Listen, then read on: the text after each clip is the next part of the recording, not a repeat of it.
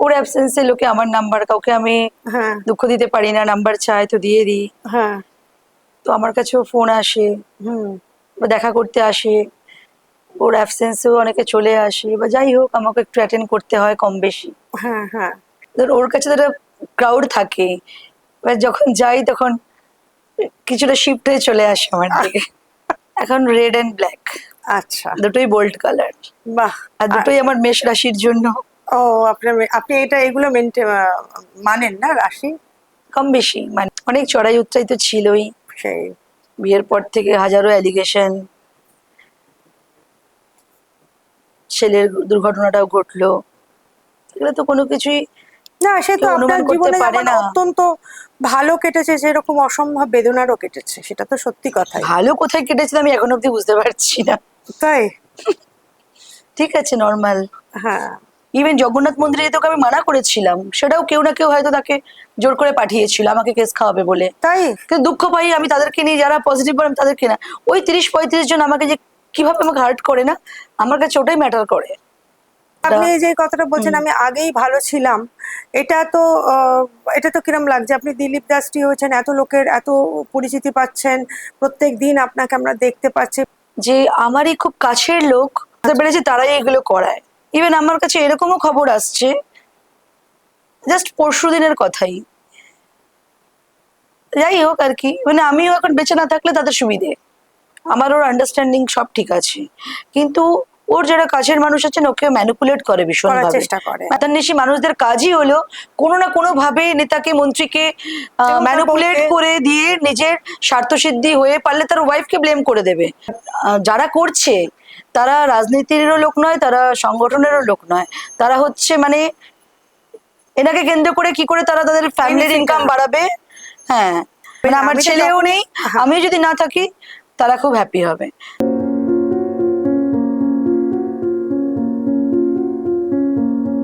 নমস্কার, নিবেদিতা অনলাইনে আমি নিবেদিতা দে, আপনাদের স্বাগত। দিন পাল্টে যায়, 1 বছর হয়ে গেছে। 1 বছর বাদে আমি আবার চলে এসেছি রিঙ্কুদির বাড়িতে। এবার এটা বলার আগে একটা কথা বলি, আজকে যখন আমি এসছি তখন ওদিকে পুরো তৃণমূল ভেঙে গেছে, দুটুকরো হয়ে গেছে, এবং এটা শুনতে শুনতে আসছি। ফলে আপনারা যখন এটা দেখবেন ততক্ষণে আবার কি হয়ে যাবে এটা কিন্তু আমরা বলতে পারবো না। রিঙ্কুদি, আমার চ্যানেলে আপনাকে স্বাগত। মানে আবার সেই 1 বছর বাদে ঘুরে এলাম আপনার কাছে। ভালো আছেন তো? নমস্কার আপনাকে এবং আপনার দর্শকদের সবাইকে। হ্যাঁ। কেমন চলছে এখন বলুন? দিলীপ দার এই জেতা এবং এই উপমুখ্যমন্ত্রী এবং এই গ্রামীণ ও পঞ্চায়েত মন্ত্রী হওয়ার পরে কিরকম আপনার জীবনটা চলছে? সবার ভালো লাগছে। হ্যাঁ। পশ্চিমবঙ্গে একটা বিবর্তন বলতে পারেন রাজনৈতিক ভাবে। তো মানুষ, জনগণ খুশি, বিজেপির কার্যকর্তা, বিজেপির ভোটাররা খুশি, হুম। আমি তো অবশ্যই খুশি। নিশ্চয়ই খুশি। অনেক, হ্যাঁ, প্রায় 12 বছরের উপর অপেক্ষা ছিলাম। হ্যাঁ। পার্টিটাকে খুব সামনে থেকে ডেডিকেটেডলি করেছি। বৌদি, একটা কথা বলি, আপনি তো ভীষণ ঘরোয়া এবং আপনি মানে ঘরটাকে সুন্দর করে সামনে রাখেন, সেই কথা পরে আসছে। আগে বলি, দিলীপ দার যে এই যে 1 বছর আগের দিলীপ দা এবং 1 বছর পরের দিলীপ দা, এর এর মধ্যে কতটা পরিবর্তন দিলীপ দার মধ্যে, মানে কতটা মানে পরিবর্তন হলো, নাকি না কিছুই হয়নি, নাকি শুধু ওনার মানে সময়টা কমে গেছে আপনার জন্য, নাকি? অপাচেক লোককে উনি অ্যাটেন্ড করেন। হ্যাঁ। ভোর 6:45 থেকে স্টার্ট হয়, আপ টু রাত্রি 10:30 অব্দিও, কখনো কখনো 10টা 10:30 অব্দি চলতে থাকে। হুম। আর আমারও তার পাশাপাশি কিছুটা প্রেশার আমার উপরেও এসে যাচ্ছে। কিরকম? ওর অ্যাবসেন্সে লোকে আমার নাম্বার, কাউকে আমি হ্যাঁ দুঃখ দিতে পারি না, নাম্বার চায় তো দিয়ে দিই। হ্যাঁ। তো আমার কাছেও ফোন আসে হুম। বা দেখা করতে আসে, ওর অ্যাবসেন্সেও অনেকে চলে আসে, বা যাই হোক আমাকে একটু অ্যাটেন্ড করতে হয় কম বেশি। হ্যাঁ হ্যাঁ। তো মানে ওনার একটু অ্যাসিস্ট্যান্ট হিসেবে কাজ চালিয়ে যেতে হচ্ছে নাকি? হ্যাঁ, সেটা ওর ওর প্রয়োজন নেই, কিন্তু ওটা খানিকটা। সৌজন্যতার খাতির ওটা করতেই হচ্ছে। আর লোকের কাছেও জানি না, পাবলিকের কাছেও হয়তো একটা সেই গ্রহণযোগ্যতাটা এসে গেছে। আপনাকেও তাহলে এর মধ্যে একটু একটু জুড়ে যেতে হচ্ছে, কিছু করার থাকছে না, কারণ আপনি তো বিজেপি করেন, তো আপনি তো সংগঠনের একজন কর্মী বটেই, সেই হিসেবেও আপনি খানিকটা জুড়ে যাচ্ছেন, তাই তো? হ্যাঁ, মানুষের একটা এক্সপেকটেশনস তো থাকেই, হুম। যে দাদার অ্যাবসেন্সে দিদি আমাদেরকে অ্যাটেন্ড করুক, বা তাদের সমস্যা তারা আমাকে বলে, হুম হ্যাঁ তাদেরকে একটু বলবেন যেন আমাদের এই কাজগুলো শর্ট আউট হয়, হুম বা একটু লাইন আপ করিয়ে দেওয়া। হ্যাঁ, কার কি সমস্যা বলতে থাকে, শুনতে হয়, আমিও আস্তে আস্তে হ্যাবিচুয়েটেড হয়ে গেছে। হ্যাঁ, মানে আগে তো এত ইউজ লেভেলের পাবলিকের এতটা অ্যাটেনশন নিতে হতো না। না, সাংগঠনিক ভাবে ছিলাম আমরা, সন্তর্পণে কাজ করতাম, তো ঠিক আছে মাঝে মাঝে আমাদেরও নিতে হতো, তো বাট এখন তো র্যান্ডামলি এভরিডে বাড়িতে আসছি, করতেই হবে। আচ্ছা, এই যে আপনাকে দেখলাম যে আপনার শাশুড়ি মার সঙ্গে কে হাত ধরে আপনি হাঁটাচ্ছেন, হ্যাঁ, আপনারা হাঁটছেন সকালবেলা, তো রেগুলারলি ওটা আমরা দেখি, মানে ওটা একটা রিলস করে করে যারা ছাড়ে তাদের থেকে দেখতে পাই। হুম। তো আপনারা দুজনে সকালে হাঁটতে যান, আহ, তো সেখানে কি এখন ভিড় বেড়ে গেছে আগের তুলনায়? হ্যাঁ, মানে কি হয় না, ধর ওর কাছে তো ক্রাউড থাকে, এবার যখন যাই তখন কিছুটা শিফট হয়ে চলে আসে আমার দিকে। হ্যাঁ, সেটা না, সেটা কিরকম? আপনি যখন সেটা প্রথম যেতেন তখন তো দিলীপ দা ধরুন দলের থেকে একেবারে পাশে সরে গেছেন, মানে দলে উনি আমাকে আগের ইন্টারভিউতে বলছেন জল যদি আমি কাজে লাগাই লাগাবে, না হলে আমি আমার মতো থাকবো, এরকম বলেছিলেন। তো সেই সময়টা আপনি বললেন উনি যখন দলে কিছুই নয় তখন আমি এসেছি জীবনে, আপনি আগের ইন্টারভিউতে আমাকে বলেছেন। সেই সময়টা সকালটা কিরম ছিল, এই সময়টা সকালটা কিরম? হ্যাঁ, এখন তো অনেক অনেক ক্রাউড হয়ে গেছে মানুষের। সেই সময় কিরম ছিল? এখন তখন যদি মানে 20-22 জন, 15-20 জন অ্যারাউন্ড এরম হতো, এখন সেটা অ্যারাউন্ড 200, আচ্ছা। 100 to 200। হুম। হ্যাঁ, দিন অনুযায়ী ভ্যারি করে সেটা, হ্যাঁ। এই আর কি। মানে শুরুতে এরকম হচ্ছিল 200-র উপরে লোক হয়ে যাচ্ছিল, এখন আস্তে আস্তে একটু একটু করে হুম অনেক লোক দেখা সাক্ষাৎ করে টরে গেছে। এই তাও অন এন অ্যাভারেজ ওরকম 100-200 লোক হয়ে যায় হুম হুম শুরু থেকে শেষ অব্দি, যতক্ষণ উনি থাকেন। হুম। আর আমি গেলেও তখন তার 50% আমার সাথে আমার অ্যাটেনশন নিয়ে নেয় তারাও। হ্যাঁ, তো আপনারা সকালে আর আমি কটা? তো কাউকে দুঃখ দিতে পারি না, কটা? সবারটা শুনি, সবাইকে অ্যাটেন্ড করিও, হুম। এটা আমার একটা নর্মাল একটা প্রবণতা আছে, এই আর কি। তো যেহেতু আপনি আমি খুব হাম্বেল নেচারের। সে তো জানি, বলছি আপনি কখন, মানে কটা নাগাদ আপনারা হাঁটতে যান? আমি একটু লেটে যাই। হ্যাঁ। আমি আমি আমার গাড়ি নিয়ে আরো এখান থেকে 4-5 জন লেডিকে নিয়ে যাই। আর ওর অনেক বছর ধরে, 5 বছর ধরে ওকে কেউ একজন গাড়িতে করে নিয়ে যায়, হুম। সিআরপিএফ ও যায়, তো আলাদা যায়, আমি আলাদা যাই। আচ্ছা, একসঙ্গে যান তখন না? তখন সে পার্টিকুলার সেই লোক যখন আউট অফ টাউন থাকে তখন ও আমার গাড়িতে যায়, আচ্ছা। তখন বলে চলো আজকে তোমার গাড়িতে যাবো। এই। তো তো কিরকম? আগের গাড়ির কালার আলাদা ছিল, এখন গাড়ির কালারটা আলাদা হয়েছে। কি কালার? আগেরটা ব্ল্যাক ছিল, হ্যাঁ। সিডান কার ছিল, বহু বছরের সাথে ছিল আমার। হ্যাঁ। গাড়িটা আমার এক্সপায়ারি ডেট এসে গেছিল, হ্যাঁ। 4-5 মাস বাদে ওটা এক্সপায়ারি হয়েই যেত, হুম তো তার আগে চেঞ্জ করতে হলো, তাই চেঞ্জ করলাম। হুম, এখন কি বিয়ে কালার? না হলেও আমার চেঞ্জ করতেই হ্যাঁ হতো। হ্যাঁ, এখন কি কালার? এখন রেড অ্যান্ড ব্ল্যাক, আচ্ছা। দুটোই বোল্ড কালার, বাহ। আর আর দুটোই আমার মেষ রাশির জন্য। ও, আপনি এগুলো মানেন না রাশি? কম বেশি মানে মিলে মানে তো যায়, তাই? মেষ রাশির সাথে আমার সমস্ত কিছু মিলে যায়। আপনার জ্যোতিষী কেউ আছেন যার সঙ্গে আপনার নিজস্ব ওসব কিছু না, মোটামুটি মানে এমনি? নিজেই সার্চ করে জেনে নিয়েছি, ডেট অফ বার্থ, টাইম ফাইম দিয়ে হুম কম বেশি জানি এই আর কি, হুম। যে আমি এই রাশির আর মধ্যে। শাশুড়ি মাকে যে হাঁটাতে নিয়ে গেছিলেন, ওটা কি রেগুলারলি হয়?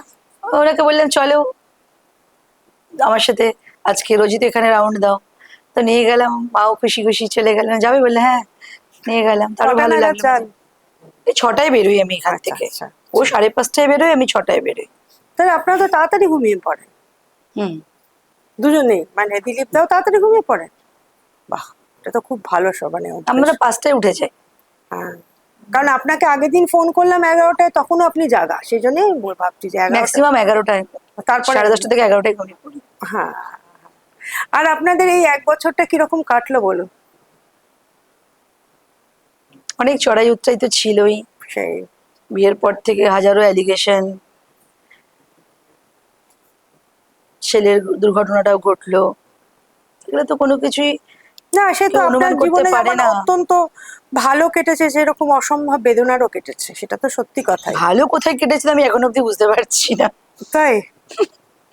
ঠিক আছে, নর্মাল, হ্যাঁ। না, শত্রু অনেক বেড়ে গেছে।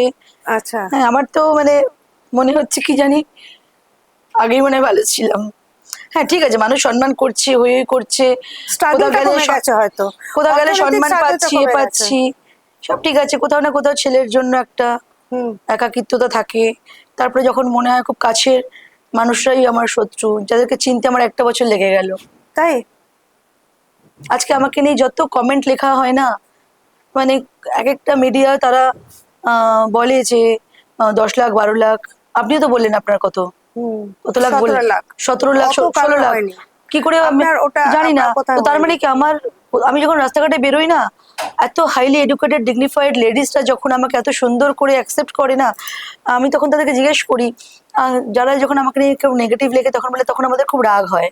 তো সামহাও আমি ইলেকশনকে কেন্দ্র করে বুঝতে পারলাম যে আমারই খুব কাছের লোক যারা ওই ফেক অ্যাকাউন্ট ওয়ালাদেরকে কিছু হয়তো টাকা পয়সা দেয়, দিয়ে তাদেরকে দিয়ে লেখানো করায়। অনেক কিছু কিছু প্রাইভেট কথা যেগুলো পাবলিকলি জানার কথা না, কমেন্টে আসারও কথা না, অনেক মানে খুব কিছু। কাছের লোক বলছেন? হ্যাঁ, বুঝতে পেরেছি তারাই এগুলো করায়। হ্যাঁ। না আমি তো দেখছি মানে আমার পলিটিক্যাল কেরিয়ারটাও তারা স্পয়েল করে দিচ্ছে, বিএনপিসি করে করে আমার এগেনস্টে বলানো, সোশ্যাল মিডিয়াতে যে আমার গ্রহণযোগ্যতা, মিডিয়াওয়ালারাও যে আমার বাইট নিতে চাইছে, বা আমার যে ভিউয়ার্সরাও এত ভালো ভালো কমেন্টও লিখে সবাই, কিন্তু ওই 30-35 জন এক্সট্রা পয়সা দিয়ে তাদেরটাকে টপে আনানো হচ্ছে, তাদের কমেন্টগুলোকে। এবং পরবর্তীকালে যখন জানতে পারলাম, এই রিসেন্টলি ইলেকশন হলো 1-1.5 মাস, তখন বুঝলাম যে আমার লাইফের যে এত রকমের দুর্যোগ, এগুলো কেউ বলেনি। ইভেন জগন্নাথ মন্দিরে যেতে ওকে আমি মানা করেছিলাম, সেটাও কেউ না কেউ হয়তো তাকে জোর করে পাঠিয়েছিল আমাকে কেস খাওয়াবে বলে। তাই যত কিছু ঘটনা ঘটেছে সব আমাকে ব্লেম দেওয়ার জন্য, আমাকে কেস খাওয়ানোর জন্য, কাউকে না কাউকে ম্যানিপুলেট করে এগিয়ে দেওয়া আপনি হয়েছে। যেতে বারণ করেছিলেন? হ্যাঁ হ্যাঁ, এরকম নানান রকম ব্লেম গেম আমাকে কেউ পাঠিয়েছে। আমি টিএমসি লোক, আমি ওখানকার লোক, আমি ওনার পলিটিক্যাল কেরিয়ার খারাপ করতে এসেছি। আজ 1 বছরে আমি অ্যাটলিস্ট এটা প্রমাণ করতে পেরেছি যে আমি ওনার কেরিয়ার খারাপ করতে আসিনি। কোথাও না কোথাও মানে ডিরেল হওয়া থেকে আবার ফিরিয়ে আনা। ট্র্যাকে নিয়ে আসা, বা যাই হোক কম বেশি কোথাও না কোথাও চেষ্টা করে গেছি অনেকটা। তারপরেও আমাকে অনেক ব্লেম নিতে হয়েছে ছেলের ব্যাপারটা তো তো সব রকম ভাবে। এগুলো মানে ইচ্ছাকৃত করা, মানে আমার মনোবলটাকে ভাঙা। হ্যাঁ, আমি যাতে নিজের প্রতি আমি কনফিডেন্ট না থাকতে পারি, পলিটিক্যাল কেরিয়ার খারাপ হয়ে যায়, আমার ম্যারিটাল লাইফ খারাপ হয়ে যায়, তার চেষ্টা কন্টিনিউয়াস হয়ে যাচ্ছে। তো তাই কখনো কখনো মনে হয় আগেই হয়তো বা ভালো ছিলাম। তাই না? হ্যাঁ, এত কেন ব্লেম শুনবো না, সিম্পল লাইফই তো ভালো। আমার লাভ কি, লাইমলাইটে আসা না আসা কি আছে? একটা বয়সের পর তো মানুষ পিস চায় না, মেন্টাল পিস। হুম। না, সিম্পল লাইফ মানে আপনি মানে দিলীপ দাকে বিয়ে করার পর আপনি লাইমলাইটে এসেছেন শুধু না, লাইমলাইট দিয়ে কি হয় বলুন তো? হ্যাঁ। আমার লাইমলাইটের কি আছে? আমার তো মেন্টাল পিসটা তো ছিল। হুম। না, লাইমলাইটে শুধু আসেনি, লাইমলাইটে আপনার তো কাদের কনসিস্টেন্সি থাকে? যারা সেটা অভিনয় করছে। না, যার অ্যাকসেপ্টেন্স আছে। হুম ওনার ওয়াইফ হিসেবে আমার যদি অ্যাকসেপ্টেন্স না হতো, আমি কবে হারিয়ে যেতাম। হুম আমার কাছে কেন মিডিয়া আসবে, কেন বাইট নেবে, কেন তারা আমাকে এত, আমার অ্যাওয়ারনেস তারাই তো বাড়ালো। এতগুলো মিডিয়া তারাই আমার অ্যাওয়ারনেস, তাদের যদি খারাপ লাগতো তারা আমার থেকে বাইট নিতেও না, আসতেও না। হুম হ্যাঁ, আর তারা এত এত কমেন্ট, প্রচুর প্রচুর কমেন্ট, এখন অনেক ফলোয়ার্স আছে যারা আমাকে খুব পজিটিভ ভাবে নেয়, সেটা আমি এখন বুঝতে পারি সময়ের সাথে সাথে। কিন্তু দুঃখ পাই আমি তাদেরকে নিয়ে, যারা পজিটিভ বলে আমি তাদেরকে না। ওই 30-35 জন আমাকে যে কিভাবে আমাকে হার্ট করে না, আমার কাছে ওটাই ম্যাটার করে। বুঝতে পেরেছি, কিন্তু এটা কি সত্যি কথা যে তখন মনে হয় যে হয়তো আমি কোনো স্পেশাল কারোর ওয়াইফ হওয়ার জন্য আমাকে এই 35-40 জন এত বাজে কথা বলার, যে আমার লাইফে যাদের হিম্মত হয়নি আমাকে কেউ একটা বাজে কথা বলার, আমি সবসময় সম্মান কামিয়ে এসেছি, অথরিটির সাথে সম্মানের সাথে মাথা উঁচু করে চলে এসেছি। কারণ আমি আমার কনসিয়াস আনকনসিয়াস মাইন্ডে অন্যায় হতে যাতে না হয় আমি চেষ্টা করে এসেছি। সেখানে আমি কিছুই করছি না, অথচ আমাকে ব্লেম ব্লেম ব্লেম। আর ছেলের সাথে কি হবে আমি কি করে জানবো? হ্যাঁ ছেলে তো কনসার্ন ছিলই, হ্যাঁ ছেলে তো জানতোই যে মা যদি উপযুক্ত কাউকে পায় তো মা বিয়ে করবে। করবে, ঠিক আছে। মাদার্স ডেও পালন করেছিল। হুম। তো ছেলেও জানতো না তার সাথে এরকম হবে, আর আমিও জানতাম না, তাহলে তো করতামই না। হুম মানে ষড়যন্ত্রের একটা, এই যে আমাকে ব্লেম করাটা বলছি, হ্যাঁ হ্যাঁ হ্যাঁ মানে উনিও কোথাও না কোথাও কমন ম্যাটার ছিল আমাদের এই ভারতীয় জনতা পার্টির প্রতি, উদারতার ভালোবাসাটা হুম আর দায়িত্ববোধটা, রাষ্ট্রীয়বাদটা, এই ব্যাপারটা ওনার মধ্যেও ছিল। উনি আমাকে হয়তো বিয়ে করেছেন ওই কারণে, হুম আমিও হয়তো ওনাকে লিডার হিসেবে করেছি ওই একই কারণে। হুম কোথাও না কোথাও একটা কমন ফ্যাক্টর তো কাজ করেছে। হুম তো সেই অর্থে আমাদের, কিন্তু তারপরে যে আমি মানে একটা রাজনৈতিক ষড়যন্ত্রের শিকার হয়ে যে আমাকে এত মেন্টাল স্ট্রেস নিতে হবে, এত ব্লেম নিতে হবে, তো সেগুলো আমার কাছে সেটা আপনাকে expected বেদনা ছিল না। দেয়। যদি হ্যাঁ, এই আমি জানতাম, একটু আমি আইডিয়াও পেতাম, কোনো কিছুতে বেশি দিমাগ লাগাই না। আমার প্রয়োজনের তাগিদে, হুম, আমার সাস্টেনেবল ফাইটের জন্য আমার যতটুকু চোখ কান খোলা রাখা ততটুকু, নাহলে আমি নিজের দুনিয়াতে নিজের সাথে নিজের সময় কাটানো, নিজের ফ্যামিলির সাথে হুম, আমি অন্তর্মুখী, বহির্মুখী না অতটা। হুম।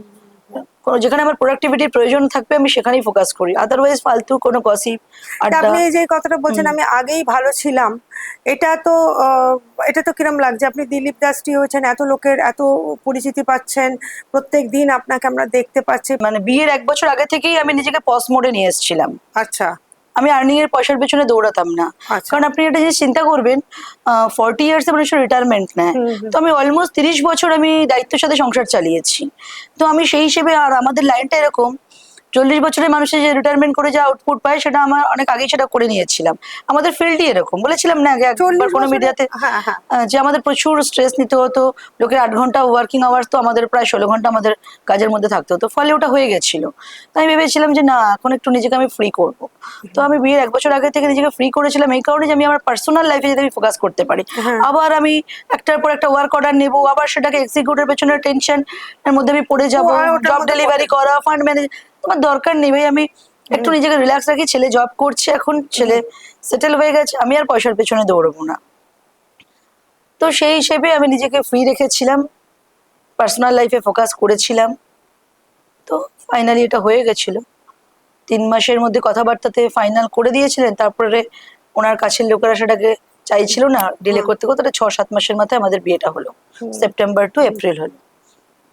তো এই তো এখন আপনি যে ফিলিংটা বলছেন সেটা শুনে আমি একটু আশ্চর্যই হচ্ছি যে আগেরটাই ভালো ছিল। এই ফিলিংটা আপনার মধ্যে এসছে, এটা আমার কিরকম একটা অস্বস্তি লাগছে। না না, ওটা কখন না, যখন মেন্টাল পিস নষ্ট হয়ে যায় না, হ্যাঁ। যখন মানুষ মানে আমাকে নানান রকম ভাবে দিলীপ বাবুর সঙ্গে প্ররোচনা দেওয়া, বুঝতে পেরেছি। দুজনের মধ্যে ডিস্টারবেন্স তৈরি করা। ইমপ্লিমেন্ট করার একটা ট্রাই করে যাচ্ছে কন্টিনিউয়াস। আচ্ছা, হ্যাঁ ভাঙন ধরানো। হ্যাঁ, কন্টিনিউয়াস। যেমন খুব কাছের লোক, তারা যারা বিয়েটা হতে দিচ্ছিল না তারাই আচ্ছা। তারাই করে যাচ্ছে। ইভেন আমার কাছে এরকমও খবর আসছে, জাস্ট পরশু দিনের কথাই, যাই হোক আর কি, মানে আমিও এখন বেঁচে না থাকলে তাদের সুবিধে। ও, কি বলছেন বৌদি? এ তো সাংঘাতিক কথা। কম জলের মাছ না, হ্যাঁ। লাফায় বেশি তো।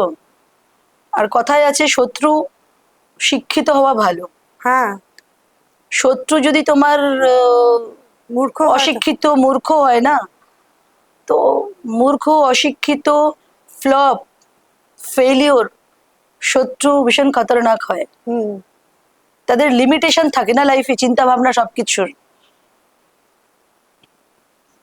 এটা একটু আর আর পলিটিক্যাল লোকেদের সঙ্গে তারাই সর্বক্ষণ লেগে থাকে। দেখবেন যারা পলিটিক্যালি ডেজিগনেটেড নয়, সাংগঠনিকভাবে দায়বদ্ধতা নেই, রাজনৈতিকভাবে দায়বদ্ধতা নেই, শুধু নিজের জীবনটাকে চালানোর জন্য পুরো লেপ্টে থাকা প্যারাসাইটের মতন, সমস্যা তাদেরই হয়। যারা আজকে উনি মাস লিডার, ভাইসা ভার্সা, আজকে এত পাবলিক ওনাকে ভালোবাসে, ওনার নিশ্চয়ই তো অনেক কোয়ালিটিস আছে, অনেক ইউএসপি আছে, তার জন্য ওনাকে ভালোবাসে। বা উনিও আজকে মাস লিডার, এত লোক ওনার জন্য আছে, আর ওনারও ভালো নেতা বলেই না ওনাকে এত তো নেতা আছে। হ্যাঁ, যারা আত্মকেন্দ্রিক হয়, যারা রাজনীতির সাথে সম্পর্ক নেই, সংগঠনের সাথে সম্পর্ক নেই, তারা ভাববে এই মানুষটাকে দিয়ে কিভাবে ম্যানিপুলেট করে, ম্যানেজ করে যদি আমরা আমাদের ইনকাম বাড়াতে পারি, হ্যাঁ। আমাদের ওয়াইফরাও খালি হাতে এসছে, আমাদের ওয়াইফদের কি করে গয়না পরাবো, কি করে বড় গাড়িতে চড়াবো, অবস্টাকল হয়ে দাঁড়াচ্ছে হ্যাঁ। নাকি ভাবছে? হ্যাঁ, তো তারা সবসময় ম্যানিপুলেট করবে, চাইবে যে এনার যদি ওয়াইফটা না থাকতো তাহলে বেশ ওনাকে আমরা ম্যানেজ করতে পারতাম। আপনার কি এরকম ভয় হয় কোনো, আপনার নিজের কোনো ক্ষতি হয়ে যাবে? জাস্ট রিসেন্টলি একটা কিছু শুনলাম, তো ভয় হয় না কি আমার। শুনলেন? ওপেনলি বলে দিন। না না, বলুন তাহলে। আপনি যে বলছিলেন দিদি যে আপনার না থাকলেই ভালো, এরকম আপনার মধ্যে একটা নৈরাশ্য শুনতে পাচ্ছি কেন? 1 বছর বিয়ে হয়ে যাওয়ার পর আপনার তো একটা। না, আমাদের ম্যারিটাল লাইফ হ্যাপি, হ্যাঁ। আমার ওর আন্ডারস্ট্যান্ডিং সব ঠিক আছে, কিন্তু ওর যারা কাছের মানুষ আছেন ওকে ম্যানিপুলেট করে ভীষণ করার ভাবে, চেষ্টা করে। ম্যানিপুলেট অলওয়েজ প্ররোচনামূলক কথা বলে আমার এগেনস্টে, একটা ডিস্টারবেন্স ক্রিয়েট করা, মানে তাদের মতে আমি যদি এক্সিস্ট না করি তারা খুব হ্যাপি হবে, হবে মানে না, আমার আমি তো ছেলেও যখনই- নেই, হ্যাঁ, আমি যদি না থাকি তারা খুব হ্যাপি হবে, তারা বেশ হ্যাঁ, ওনাকে সামনে রেখে তাদের ওটা অনেক হবে না। ফিনান্সিয়ালি তারা বেনিফিটেড হবেন। দিলীপ দা বুদ্ধিমান। আমি যখনই কথা শুনি, আপনাকে ফোন করি, তখনই তো দেখি পাশে দিলীপ দা। এটা কি করে এটা হবে? হ্যাঁ ঠিক আছে, উনি আমাকে রেসপেক্ট খুবই করেন, ভালোবাসেন, ভালোবাসেন, সবই ঠিক আছে, হ্যাঁ, ওনার জায়গায় উনি হাজবেন্ড হিসেবে পারফেক্ট। কিন্তু আমি 1 বছর এসেছি, তার আগেও তো ওনাকে 10-11 বছর ধরেও ম্যানিপুলেট করে যারা এসছে না, তাদের তো প্রবলেম আমি, হুম। তো তারা এখনো চেষ্টা করে আর কি প্ররোচনামূলক কথা এটা কি বলে। আত্মীয় স্বজনের দিকে না অফিস কাছারির দিকে, কোন দিকে? কে? মানে ওনাকে যারা ম্যানিপুলেট করে ওনার সঙ্গে যারা যারা বিয়েতে বাধা দিয়েছিল, তারাই। ওনার কাছের মানুষ। হুম, তারাই। তাহলে আমরা একটু ভালোর দিকে যাই। আপনি এখন কারণ তারা নিজেরাও তো তাদের প্রফেশনাল লাইফে, তারা বলুন তাদের ওয়াইফরা বলুন, প্রফেশনাল লাইফে সবাই তো ফ্লপ। হুম, তো তাদেরকে এভাবেই কোনো না কোনো নেতাকে ধরেই, নেতার পেছনে সময় দিয়েই তাদের কিছু না কিছু পেতে হবে। পেতে হয়, তারা পেয়ে অভ্যস্ত। হুম। তো যারা পার্টিটাকে ভালোবাসে তারা সবাই বিয়েতে হ্যাপি, এবং তারা আমাকেও এখনো দিদি করে, আপনাকে দিদি করে শুভেন্দু নাই বাবু, বৌদি করে, তারা সবাই আমাকে মেনে নিয়েছে। হ্যাঁ, কারণ শুভেন্দু যারা বাবু, পার্টিকে ভালোবাসবে তারা এরকম নেতাকে ভালোবাসবে, এরকম নেতার পছন্দের সহধর্মিণীকেও তারা মেনে নেবে। নিশ্চয়ই। মেনে কারা নিতে পারবে না, কারা নিতে পারছে না? যারা কিনা ওনার থেকে বেনিফিটেড, যারা রাজনৈতিকভাবে দায়বদ্ধতা নেই, কোনো দায়িত্বে নেই, সাংগঠনিকভাবে কোনো দায়িত্বে নেই, শুধু ওনার সঙ্গে সময় দিয়ে দিয়ে হুম, ম্যানেজ করে যারা বেনিফিশিয়ারি, যারা যাদের পরিবার বেনিফিশিয়ারি, প্রবলেমটা তাদের। হুম, বুঝতে পেরেছে। আমি যদি মানে বেঁচে না থাকি তারা হ্যাপি হবে, বারবার মানে, এবং এটা তারা বলবেন না, হ্যাঁ। না তাদের মানে ওই লেভেলের আর কি, হুম, তাদের সুবিধাটা পাবে। কনস্পিরেসি এটা সেই ওই level এ। লেভেল অব্দি। হ্যাঁ, আমার কাছে তো খবর আসে, আমি কনসা বুর্বাক হয়ে বসে আছি, আমি তো বুঝতে পারি সবকিছু, এবং এটাই সমস্যা, আমি সবকিছু বুঝতে পারি বলে তাদের হ্যাঁ। সমস্যা। তো আপনি এই যে যাদের সমস্যা বুঝতে পারছেন, সে দিলীপ দাকে বলেন না যে এরা এই করতে চাইছে? বেশি বলতে চাই না, আচ্ছা, বেশি বললে আমি ওনার কাছে অপ্রিয় হয়ে যাব। আচ্ছা, কারণ তারাও ওনার কাছে খুব প্রিয় নাকি? তারা সময় কাটায় তো অনেকক্ষণ থেকে, হ্যাঁ, হ্যাঁ, হ্যাঁ। মানে ওনার সাথে কোথাও ঘুরতে গেলেও তাদের সমস্যা, ও বাবা, সেটাকেও পারলে তারা ক্যান্সেল করিয়ে দেবে। বাবা, এই তো আপনার ভীষণ মানে না না, এটা ইলেকশনের পর থেকে শুরু হয়েছে, ও, ইলেকশনের পরে এসআইআর হলো, হ্যাঁ, হ্যাঁ, হ্যাঁ। ওনার সবকিছু মানে মোটামুটি এখন যখন উনি ফাইনাল পদে চলে, ট্র্যাকে, হ্যাঁ ফাইনাল ট্র্যাকে এসে গেছে, তখনই। তখন থেকে আমি বুঝতে দেরি করলাম, হ্যাঁ, কারণ আমি খুব, আমার মধ্যে উদারতা আছে অনেকটা, তো আমি সবকিছু পজিটিভ ভাবে নিই, তো তাই আমার এরকম কি বুঝতে একটু মনে লেট হচ্ছে হলো। আপনার? কি আমি মনে হয়? রিসেন্ট ওগুলো বুঝতে পারছি, হ্যাঁ, রিসেন্ট আমাকে এরকম কিছু ফেস করতে তো আপনি হচ্ছে আর সেটা কি। দিলীপ দাকে বলুন যে এরা এরকম করছে, আপনি এরকম থ্রেট ফিল করছেন। কারণ দিলীপ দার সঙ্গে তো আপনার ভীষণ ভালো সম্পর্ক, সেটা তো আছে। মানে আপনি প্রতিটা কাজে যেতে পারছেন না হয়তো, প্রতিটা শেষ তারা হয়তো চলে যাচ্ছে সেখানে, ফলে অনেকটা সঙ্গ হয়তো বলেছি, একটা হিন্টস দিয়েছি। দেখা যাক। তা আপনি কি তার ধারণা পলিটিক্সে সবাই এরকম আসবে, কিছু না কিছু নেগেটিভ বলবে, হ্যাঁ, বোঝাবে, সবার কথা সিরিয়াসলি নেওয়ার কিছু নেই, আচ্ছা, কিন্তু সামহাও আমাকে তো বুঝতে হবে যে কারা বলছে কোথা থেকে, আমি তো তার উৎসটা জানি, বুঝতে পেরেছি। আপনি এবং সেটা নিয়ে একটু আমি তাদের উৎস বিচলিত জানি, এবং আছেন। আমি তো অনেক বেশি মানুষ চিনতে পারি, সেও চিনতে পারে, যাই হোক। মানে আপনি এটা নিয়ে একটু বিচলিত আছেন, এটা বুঝতে পারছি আপাতত। মানে যবে থেকে দিলীপ দা আর কি, ঠিক যখন দিলীপ দার কিছু ছিল না তখন তার জীবনে আপনি এসেছিলেন, এবার দিলীপ দা যখন এত উঁচুতে, মানে পুরো তো 180 ডিগ্রি ঘুরে গেছে জীবনটা, তখন আপনি আপনার বিচলিত হওয়ার কারণটা বুঝতে পারছি। মানে অনেকে মিলে আসে আসে ছেকে ধরেছে আর কি, যাদের অনভিপ্রেত মানে তারা এর মধ্যে, ওরা কিন্তু কি বলবো, মানে তারা চায় হুম, আপনাদের যদি মধ্যে সেপারেশন হয়ে যায় বা আমি এক্সপায়ার করি তারা হ্যাপি, হ্যাঁ, বুঝতে তাদের পেরেছি। প্ল্যানিংটা, চিন্তা ভাবনাটা ওই লেভেলের আর কি। এটা খারাপ লাগলো শুনে। যাই হোক, তবু একটা কথা জিজ্ঞেস করি, দিলীপ দা যেদিন জিতলেন, হ্যাঁ, আহ, এই ইলেকশনে, সেদিন আপনাদের বাড়িতে কিরকম সেলিব্রেশন হলো? অনেক সেলিব্রেশন হলো, কিরকম? লোকজন কি বলবো, আর নতুন সবাই কি, এসে সবকিছু তো ওপেনই ছিল। সবাই এসে হ্যাঁ, আপনার আমি নিজেদের- ডিস্টার্ব, আমি ইলেকশন সময় থেকে ডিস্টার্ব আমি। ও,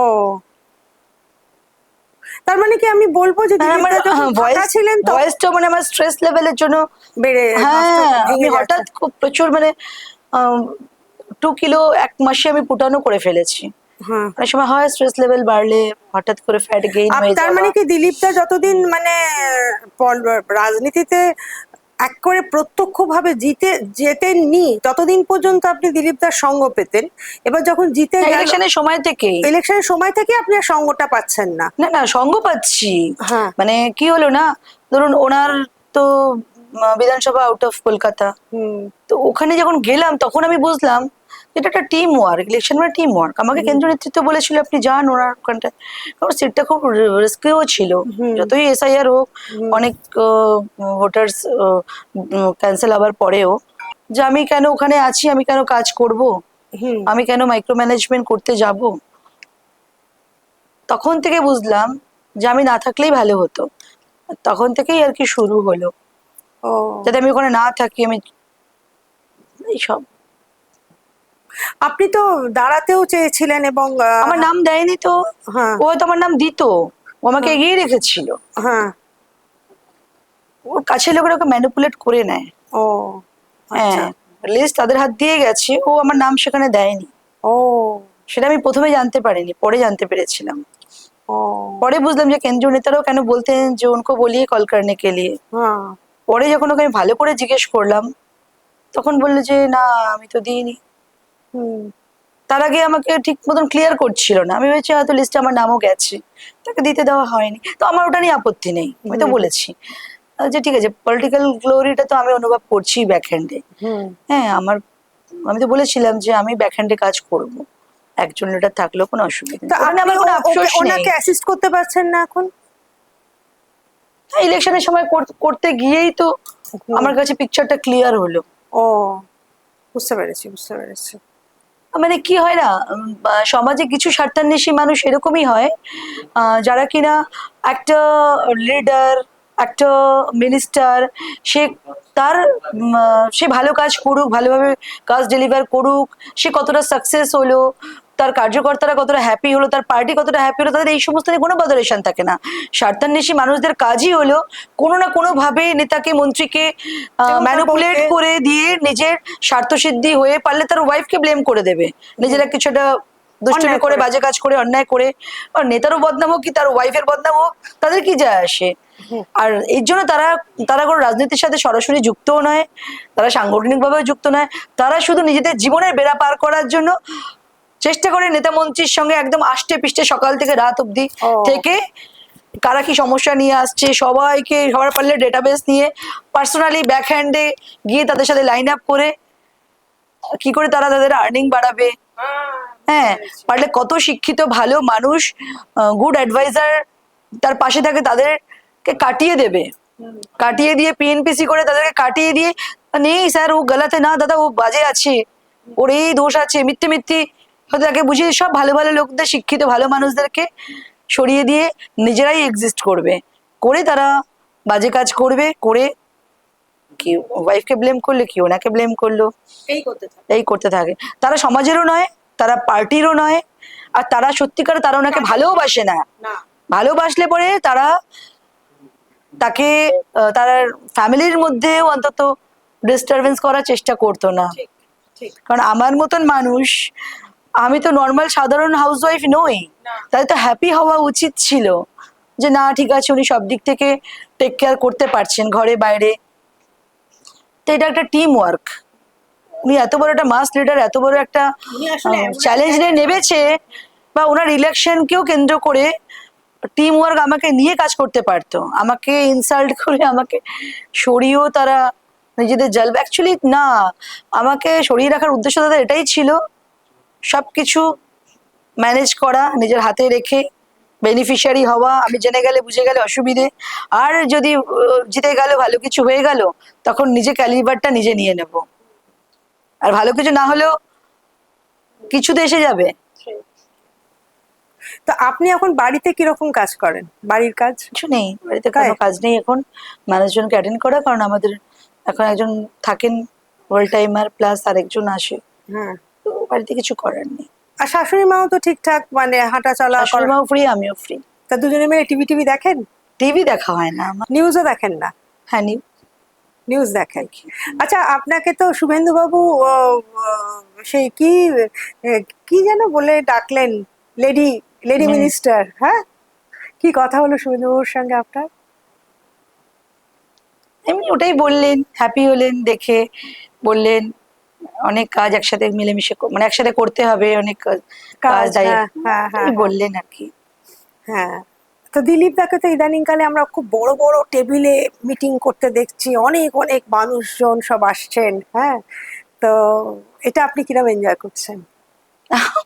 আমার এনজয় করাতে কি আছে, ভালো তো লাগবে নিশ্চয়ই। হ্যাঁ এগুলোকে এখন ফর্মাল, নর্মাল, অফিসিয়াল, হ্যাঁ, স্পেশাল কিছু ওরকম মনে লাগছে হয় না। হ্যাঁ, কি করে উনি যেটা কাজ। লাগতো সেটা এখন না, প্রথম হ্যাঁ আমি খুব সিরিয়াস নেচারের ম্যাডাম, হ্যাঁ হ্যাঁ আমি খুব সিরিয়াস নেচারের।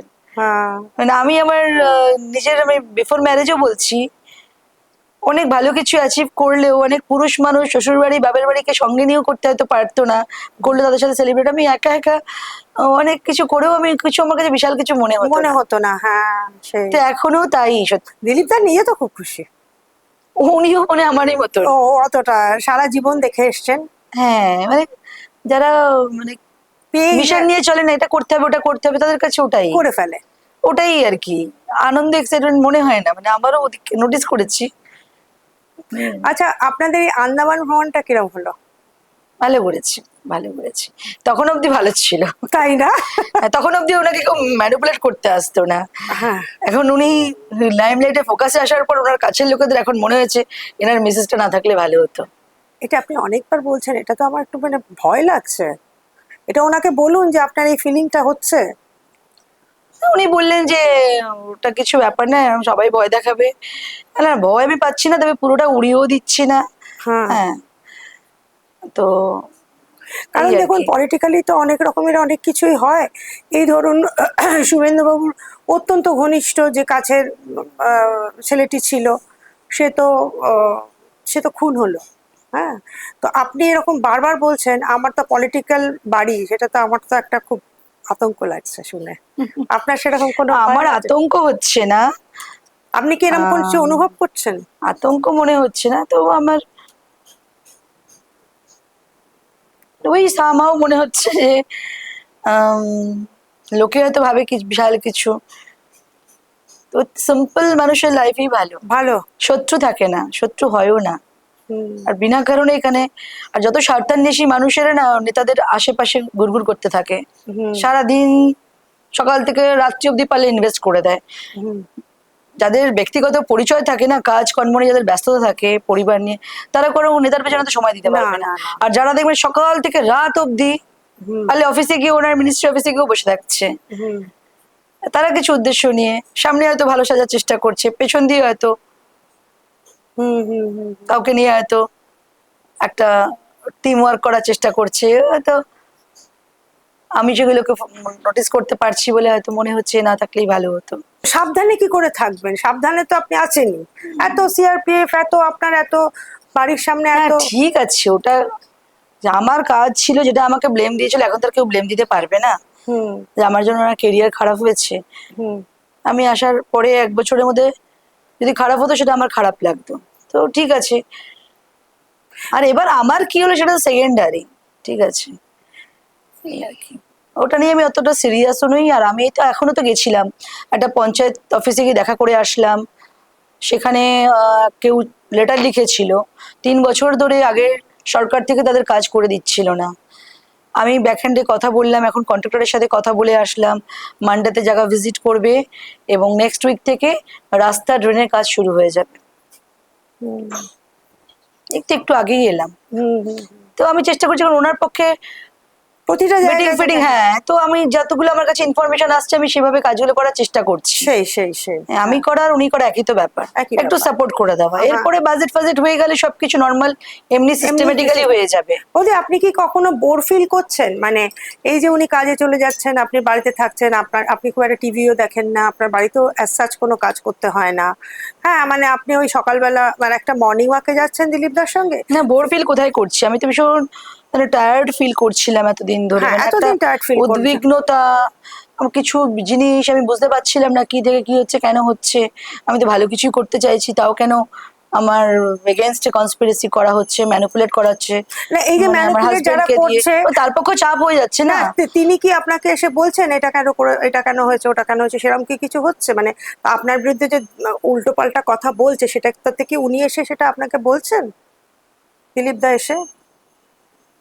সেরকম বলছেন না, বা কখনো হয়তো বলছেন, হ্যাঁ সে তো যে এটা ভাবছে কেন তারা ঠিক করলেন। বলছে, বা কখনো তারা সে তো আমার লজিকও তার কাছে ঠিক মনে হচ্ছে, তাদের লজিকও ঠিক মনে হচ্ছে।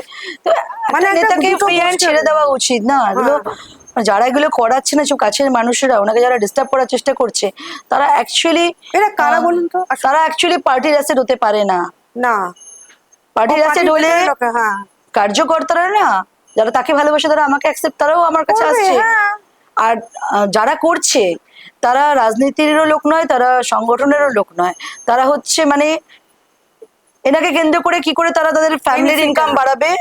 হ্যাঁ, তো তারাই চেষ্টা করছে একটা ডিসক্রিপেন্সি ক্রিয়েট করা, একটা ডিস্টারবেন্স হলে পরে এটা বুঝছে না যে একটা মানুষকে যদি মেন্টাল পিস দিতে না পারি, উনি এত বড় দায়িত্ব নিয়ে কাজ করবে, তাকে এখনো তো কেন কাজই ডিস্টার্ব শুরু করবো, হয়নি, তাকে এখনো তো কাজই হ্যাঁ শুরু তাকে কেন হয়নি। ডিস্টার্ব করবো। কদিন হলো, 20 দিন বোধহয় হয়েছে, মানে সবে তৃণমূলটা ভেঙেছে, ঋতব্রতর হয়ে অন্য তৃণমূল বিরোধী দলে এসে দাঁড়িয়েছে। এবার কিছুদিন বাদে কাজ তো মানে গ্রামীণ পঞ্চায়েত তো বিরাট কাজ, পঞ্চায়েত ইলেকশন হবে, এ হবে, তো প্রচন্ড কাজ দিলীপ হ্যাঁ, দার। তার তো এখন মেন্টাল পিস থাকা উচিত, তাকে কোঅপারেট করা উচিত তার চারপাশের লোকেদের। হুম।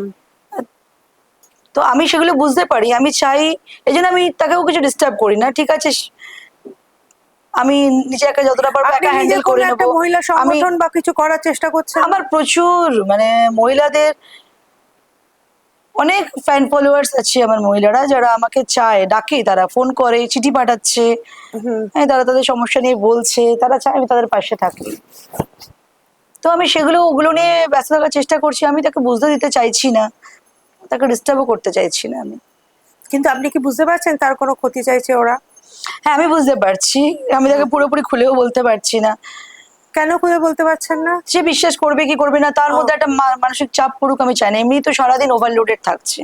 তার মানে কিছু কয়েকজন লোক যারা দিলীপ দাকে এর মধ্যেই থেকে, কাজের মধ্যেই থেকে আপনার বিরুদ্ধে হ্যাঁ, ভুল সকাল থেকে রাত বোঝাচ্ছে, অব্দি তার সঙ্গেই থাকছে। তার সঙ্গে চাচ্ছে ভুল বোঝানোর হ্যাঁ। চেষ্টা করছে, যাতে করে উনি বেরিয়ে এসে শুধু ওদের কথাই শোনেন। এবং আপনি বারবার বলছেন যে আপনার চলে যাওয়ার চাইছে তারা, হুম। এটা আমার খুব ভালো লাগছে না মোটেই শুনে। হ্যাঁ, এটা যেন না হয়। এই তো আপাতত এই 1 বছরের মধ্যে কোনো ছবি টবি দেখতে যাওয়া হলো বরের সঙ্গে? না, কিছুই হলো না। ছবি দেখতে যাওয়া হয়নি। আপনার দিনটা কিরকম কাটে, সারা দিনটা? ঠিক আছে, সময় তো ভালো, ওনার সাথে বন্ডিং ঠিক আছে, মানে এখন উনি সকালে বেরিয়ে যাচ্ছেন এখন হ্যাঁ, প্রত্যেক দিন? আগে একটু সময় দিতে পারতেন, এখন তারা মানে প্ল্যানিং করেই করে তাকে একেবারে পারলে রাত্রি 10টা অব্দি তাকে হুম মানে অফিসের পরেও কোথাও না কোথাও ইনভলভ করে দেয়, হুম হুম এরকম ইচ্ছে করে, আমি বুঝতে পারছি এগুলো। হুম। বা যারা কোথাও ঘুরতে যাওয়াটাকেও সেটাও পারলে ঘুরিয়ে ফিরিয়ে কনস্পিরেসি করে আটকে দেওয়ার চেষ্টা আটকে দেওয়ার চেষ্টা করছে, সে তো বুঝতে পারছে না, কারণ সে খুব ভালো মানুষ, সবকিছু পজিটিভ ভাবে না, নেগেটিভ ভাবে না, কিন্তু আমি সামহাও হয়তো বুঝতে পারছি। আমার সাথে তারা ডাইরেক্ট আসলেও এসছে আচ্ছা। একাধিকবার, হ্যাঁ,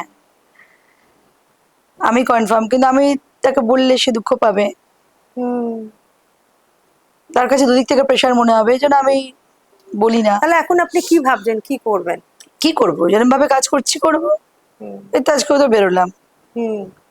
আবারও যাবো, আমি আমার মুভমেন্ট রেডি রাখবো, যেরকম আপনি বেরোনো ওনাকে সেরমই যেভাবে help বেরোবো, করছেন, সেরমই করবো। হ্যাঁ, সেরমই করবেন, তাই তো? হ্যাঁ বৌদি, আপনি এরকম ভাবছেন যে তাহলে দিলীপ দার কাজগুলোকে একটু হাতে হাতে ভাগ করে নিয়ে নিজে করবেন? করলাম তো, এখনই তো আমি পঞ্চায়েত অফিস হুম, থেকে এলাম তো। করবেন এবং ভবিষ্যতে ওটাই করে যাবেন। তাহলে মোটামুটি বৌদি এখানেই শেষ করি, কিন্তু আমার এইটা তো শুনে একটু অস্বস্তি লাগছে, ভালো লাগলো না ব্যাপারটা শুনে, যে আপনি অতটা মানে দিলীপ দা মন্ত্রী হওয়ার পরে আপনাকে যতটা খুশি দেখবো আশা করেছিলাম, আপনি ভেতরে ভেতরে অতটা খুশিও হয়তো মানে ওই ব্যাপারটা আপনি ডেফিনেটলি খুশি, কিন্তু একটু দ্বিধাগ্রস্ত আছেন, একটু চিন্তায় আছেন, তাই তো?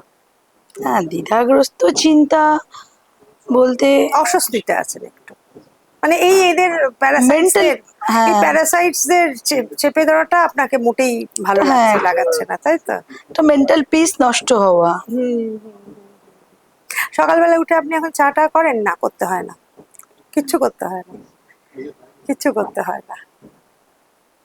ঠিক আছে, এখানেই শেষ করি বৌদি। হ্যাঁ, তাহলে আজকের এই ছোট্ট গল্পটা বৌদির সঙ্গে। আর রিঙ্কু বৌদি এত খোলামেলা না, মানে উম, আমি এটুকু আপনাদের বলতে পারি যে উনি না কোনো পরত রেখে কথা বলতে পারবেন না। উনি যে একটা ভেতরে একরকম ভাবে রয়েছেন, অথচ ওপরে একটা মিষ্টি হাসি এসে একটা সিনথেটিক একটা ইন্টারভিউ দেবেন, এটা উনি কোনো দিন পারবেন না।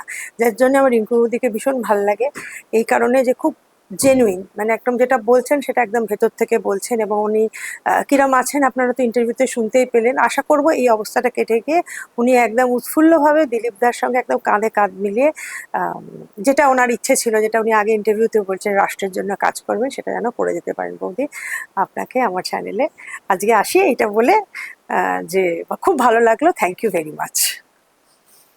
হ্যাঁ, নিবেদিতা অনলাইনের যারা ভিউয়ার্স আছেন তারা ওনার পোর্টালটাকে সাবস্ক্রাইব করবেন, আর ওনার কাজে আরো ওনাকে উৎসাহিত করে ওনাকে এগিয়ে দেওয়ার চেষ্টা করবেন। আমিও তাই।